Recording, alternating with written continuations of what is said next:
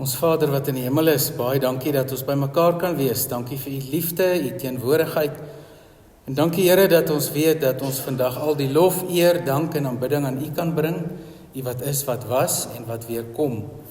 Ons behoort aan u Here, u is almagtig, u is groot, u is die lewende God, aan wie ons onsself toevertrou het en aan wie ons self ons lewe oorgegee het. Dankie dat ons weet dat u vandag hier is en dat u ook alles verwyder wat skeiding bring tussen ons en u. Amen. Gemeente, dit is vir my voorreg om vandag by julle te wees. Erig, baie dankie vir die uitnodiging. En nou Erich is nog altyd 'n baie energieke jong ou. Hy het nie eintlik skandes nie. So ek het nie eintlik skandes om van hom te vertel nie. Ja, miskien so een of twee, maar ons los dit daar. Maar van kleins af het hy, van jongs af het hy ywer vir die Here gehad, en ek onthou daar by Witrifuur by Petra Rots, daar bo op die rots het die Here met hom gepraat dat hy predikant word, en ons is goeie vriende, en hy gee my baie energie ook. So hy was in my belydenisstas toe ek daar in Mansdorp was. So is my voorreg om vandag weer hier te wees. Dankie Erich en dankie vir die kerkraad.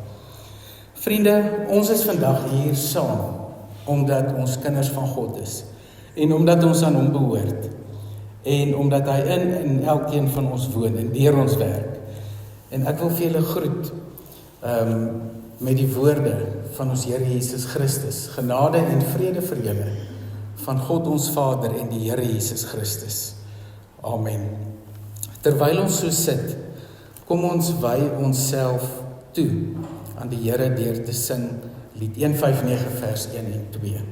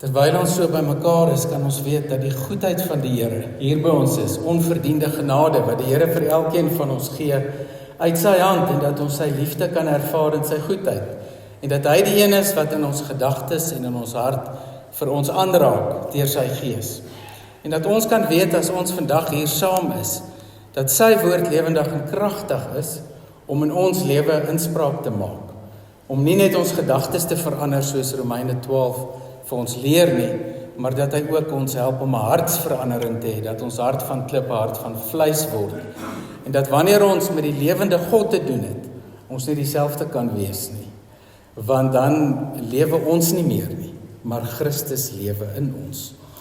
Kom ons besing die lof van die Here, en ons doen dit deur lied 200 vers 1 tot 3, kom ons staan. Lieve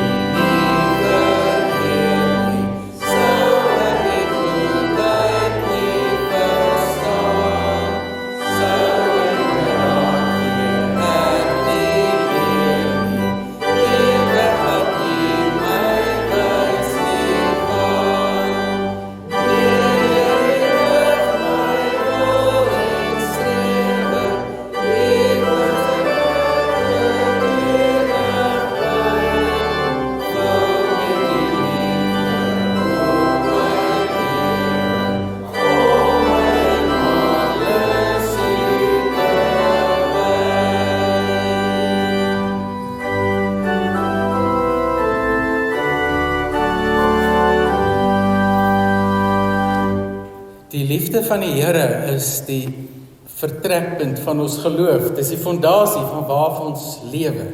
Jesus sê vir sy disippels in Johannes, as julle mekaar liefhet, gaan die wêreld weet dat ek regtig is. En as ons mekaar liefhet as gelowiges, gaan die wêreld sien Jesus bestaan regtig. Want die groot ding in die wêreld is die mense sê, baie mense sê, gelowiges hanteer mekaar sleg.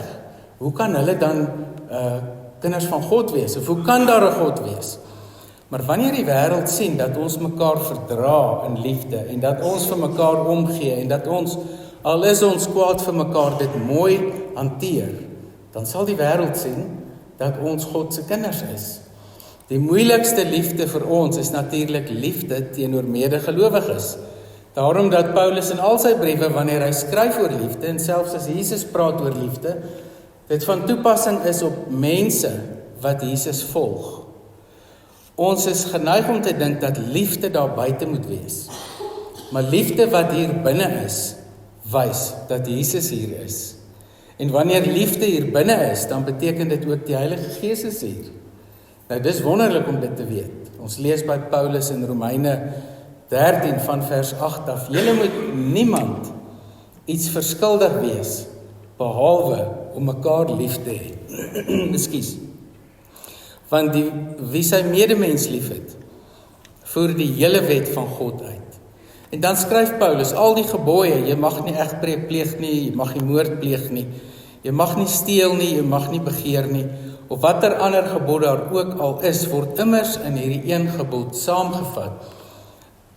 Jy moet jou naaste lief hê soos jouself. En naaste is natuurlik die persoon wat nodig het om opgebou te word deur jou betrokkenheid. So wanneer ek in 'n medegelowige se lewe betrokke raak wat opgebou moet word, dan word ek daai een se naaste wat hom help. En dit is wat Paulus vir ons wil leer. So wanneer ons na mekaar uitreik as gelowiges en ons kan mekaar help en vir mekaar omgee en versorg, dan wys ons liefde. Dieselfde is ook natuurlik waar van wanneer ons so teenoor ongelowiges optree. En dan vers 10, die liefde doen niemand enige kwaad aan nie. Dis een van die dinge in die Bybel wat waarborg dat ons geen probleme sal hê wanneer ons dit sal wys nie. Romeine 12 vers 17 tot 21, oorwin die kwaad deur die goeie te doen. Want wanneer jy liefde wys, leef jy in die oorwinning waarvan ons lees ook in Romeine 8 vers 3 tot 36. Jesus wat jou liefhet, maak jou 'n oorwinnaar. En wanneer ons kyk na die wet van die Here, dan het Jesus hierdie wet kom regstel. In die Ou Testament het almal gedink dis 'n slawe ding. Jy moet soos 'n slaaf die wet nakom en afmerk alles wat jy reg doen. Maar toe Jesus dit kom regstel, het hy gesê, dit is 'n lewenswyse. En Jesus het ook in jou lewe die liefde kom regstel. En daarom kan jy regtig die liefde wat in jou hart is, vir die mense rondom jou gaan gee. Kom ons sing hierdie pragtige lied, lied 334, vers 1 tot 4. Jy kan sommer so bly sit. God is liefde, juig ons harte. 334 vers 1 tot 4.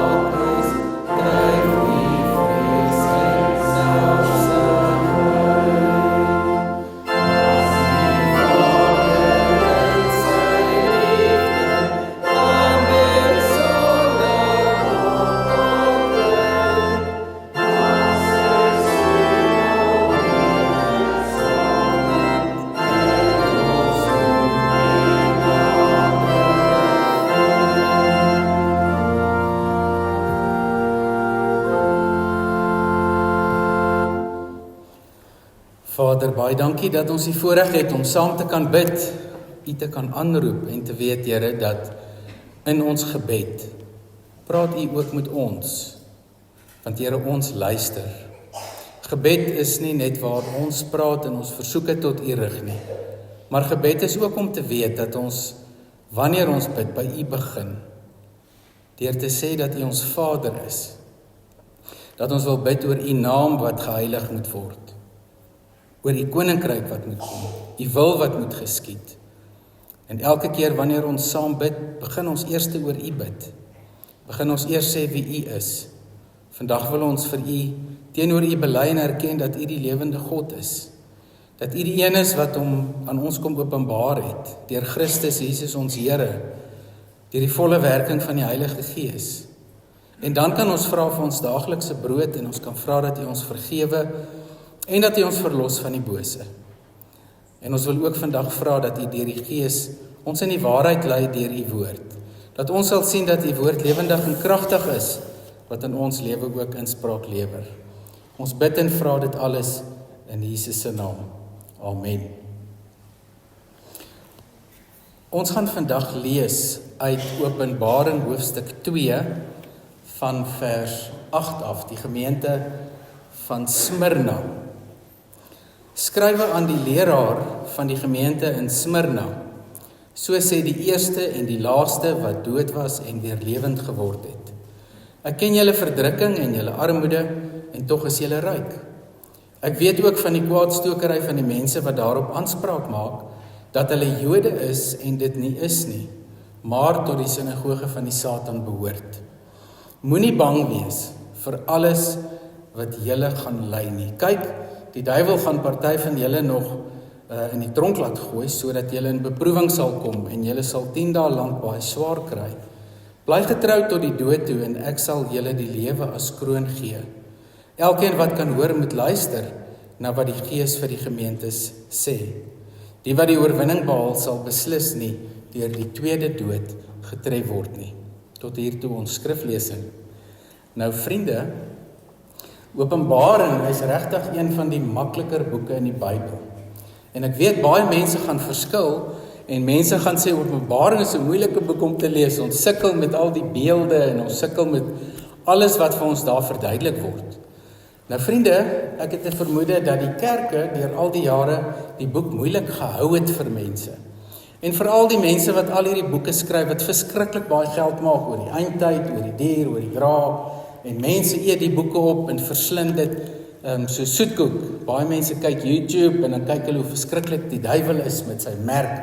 En hulle fokus daarop en dan dink hulle, maar hulle moet nou skrikkerig wees as hulle Openbaring lees. Nou vriende, ons moet onthou, in hoofstuk 1 verskyn Jesus. En wanneer Jesus in hoofstuk 1 verskyn, leer ons wie in beheer is. Dis hoekom hy voorgestel word. Ons lees in hoofstuk 1 dat Jesus tussen die lampe deurloop. Die lampe is die gemeentes, die 7 gemeentes, maar dit beteken ook eintlik al die gemeentes reg oor die wêreld. En die feit dat Jesus tussen die lampe rond beweeg, beteken hy is in beheer van die gemeentes. In sy regterhand het hy die sterre, dis die leraars.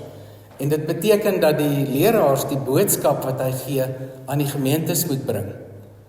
So in sy regterhand hou hy die vas wat moet preek en boodskappe moet bring. So hy is in beheer. Hy is in beheer van die gemeentes. In Openbaring 4 lees ons van die troonkamer, die beheersentrum van die ganse heelal. Daar waar God in beheer sit en die engele hom aanbid, die ouderlinge hom aanbid, en van waaraf hy dan die instruksies gee oor wat in die wêreld moet gebeur.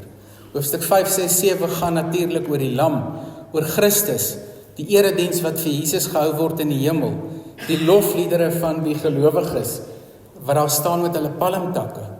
So ons leer nou dat God in beheer is. Ons leer dat die 7 geeste daar is, die volmaaktheid van die Heilige Gees. En ons leer dat Jesus die aanvoerder is van sy leermag. So ons leer in die grootste gedeelte van Openbaring wie God is en wat God doen. So as jy Openbaring wil verstaan, dan gaan jy huis toe, dan haal jy al die 7's eers uit. Jy lees net die kronologie. So jy haal die 7 gemeentes uit, jy haal die 7 wraakbakke uit, die seels en alles, en dan lees jy deur. Dan gaan jy agterkom, hier is 'n baie konstante lyn in Openbaring wat jy baie goed kan verstaan. Nou Smyrna is een van die arm gemeentes. Ons was nou daar gewees, laasweek het ons die gemeentes daar besoek, Smyrna. Die prentjie wat julle hier sien is een van die watersisteme wat Smyrna in die antieke tyd gebruik het. Smyrna is natuurlik 'n plek waar daar swaarkry was. Polycarpos, die biskop van Smyrna, is 'n ou bekende, ons leer dit in teologie, miskien weet van julle dit, was een van die biskoppe wat gemartel was. So Smyrna, weet ons, is die plek waar die mense baie swaar kry. Polycarpos is doodgemaak en die bekende verhaal wat oor hom geskryf is, toe hy daar op die brandstapel is, toe bid hy tot God en hy praat met die Here. En die brandstapel het aan hom niks gedoen nie. En dan lees ons ook van Ignatius na Openbaring. Ignatius was op pad Rome toe om ook gemartel te word. En hy skryf dan uit Smyrna 'n brief vir die mense in Rome wat sê, hou op om vir my te probeer veg en hou op om te probeer veg dat ek onskuldig bewys moet word, want ek wil vir die Here gaan sterf. So ons leer by die mense in Smyrna dat dit vir hulle absoluut oor God gegaan het. Hulle het eintlik blind gestaar teenoor die Here. Hulle het nie vasgekyk in die swaar kry nie. Nou wat beteken dit vir ons? Dit beteken vir my en vir jou dat ons dieselfde kopskuif moet maak. Die mense brein, meer as 60 of 70% van ons brein fokus op negatiewe. Ons wil eers die negatiewe sien. Ons wil eers die probleme raak sien. As daar 'n rugbywedstryd was, kyk ons eers die foute uit. As daar iets in 'n huwelik is, dan soek ons eers die fout by ons maat. As daar iets verkeerd gaan by 'n skool of by die werk of in die land of in die wêreld, dan kyk ons eers na die foute. Ons praat die meeste oor foute en probleme. Met ander woorde, ons is so probleemversadig, problem saturated, dat ons nie eens sien daar's oplossings in hierdie lewe nie. Nou ons weet, die goeie nuus van Jesus Christus is die oplossing in ons lewe. Dis goeie nuus. Markus begin in hoofstuk 1, dan sê hy, hier volg die evangelion, die evangelie, die goeie nuus van Christus. Paulus gebruik dit ook 'n klomp keer, dan sê hy, hierdie is die goeie nuus. Nou die gemeente in Smyrna het vasgekyk in die goeie nuus. So wat ons by hulle leer is, hier in hulle koppe, was die informasie van die goeie nuus so baie, dat die slegte nuus nie hier binne in hulle koppe ingeklim het nie. Want ons probleem is, ons wil eers die slegte dinge in ons koppe laat inklim. Dit is 'n menslike probleem. Daarom dat Paulus skryf in Romeine 12, laat God jou denke vernuwe, die woord metamorfose word daar gebruik, metamorfe. Laat God jou gedagtes deur 'n metamorfose sit. Want dan is die kollig nie meer op jouself nie, en dit het Smyrna goed reg gekry. Smyrna het reg gekry dat die kollig op God is, nie op hulle self nie. Die mens van vandag, boonbehalwe dat ons hoofsaaklik aan negatiewe goed dink, dis altyd lekker om in iemand se geselskap te wees wat positief en opgewonde is, en wat sommer vir jou voel, dis lekker om met die persoon te praat, want dis net mooi dinge. Het Smyrna dit reg gekry om te sê, kom ons sit die kollig op God, nie op onsself nie. En ons in die geloof kan so vinnig, omdat ons mense is, die kollig op onsself plaas. My geloof, my benadering op die Bybel, hoe ek my kerk sien, hoe ek dink dinge moet gebeur, die kollig is op my. En dis hoekom 'n gemeente soos Laodicea so swaar gekry het. Hulle het die kollig op hulle self geplaas. Smyrna daarenteen het die kollig op God geplaas. Efese het die kollig op hulle self geplaas. Die Here sê vir hulle, julle het my nie meer so lief soos in die begin nie. So wat het hulle gedoen? Hulle het die fokus weggeskuif van God af na hulle self toe. Ons leer by die gemeente in Smyrna, sit die kollig op die Here. So, as jy swaar kry, as jy bekommerd is oor iets, as jy 'n probleem het van een of ander aard, as dit finansiële spanning is, as dit iets in 'n verhouding is, as dit iets in die wêreld is, maak nie saak wat nie. Praat eerste oor God. Want die mense die geneigtheid, skryf iemand homself die Onse Vader verkeerd om te bid. Hulle begin by die bose, Here verlos ons van die bose en help vir ons en Here gee vir ons wat ons nodig het. Maar intussen, wanneer ons die Onse Vader reg bid, begin ons by die kollig op God. Met dit in gedagte, so sê die eerste en die laaste, Openbaring 2 vers 8, wat dood was en wat weer lewendig geword het. Die lewende God praat hier met die gemeente. En ek dink ons moet regtig besef wat dit beteken dat die lewende God met jou praat deur die Heilige Gees. God is nie net 'n gedagte wat deur mense daar geskep is en 'n gedagte wat opgemaak is deur mense nie. God is regtig. God is lewendig. God is groter as my en jou gedagtes. God is verder. Hy's buite ons tyd, hy's buite ons raamwerke. En so praat die lewende God, die eerste, die laaste, wat dood was en lewendig geword het. Dis presies die woorde wat Jesus van homself sê in hoofstuk 1 as hy homself bekendstel. Ek ken julle verdrukking, sê Jesus. Ken julle verdrukking. Julle is arm, maar julle is eintlik skatryk. Armoede het nie vir Smyrna gekeer nie. Materiële dinge het nie in hulle pad gestaan nie. Dit kon net sowel Laodicea gewees het. Laodicea was skatryk. Dit is 'n gemeente met, hulle het 'n warmwaterstelsel gehad in die antieke tyd, wat die kerk warm gemaak het. Hulle het 'n verhitting gehad. Hulle was regtig ryk. Maar hulle het toegelaat dat die materiële tussen hulle en God staan. Maar dit was nie nodig dat hulle dit gedoen het nie, maar hulle het. Smyrna as daarenteen het dit nie toegelaat nie. Daarom sê die Here vir hulle is skatryk. En dan sê Jesus vir hulle, ek weet van kwaadstokery, dit gaan hier oor die Jode, wat nie vir Jesus aanvaar het as verlosser nie. En dan gaan Jesus so ver, hy sê hierdie mense behoort aan die sinagoge van Satan.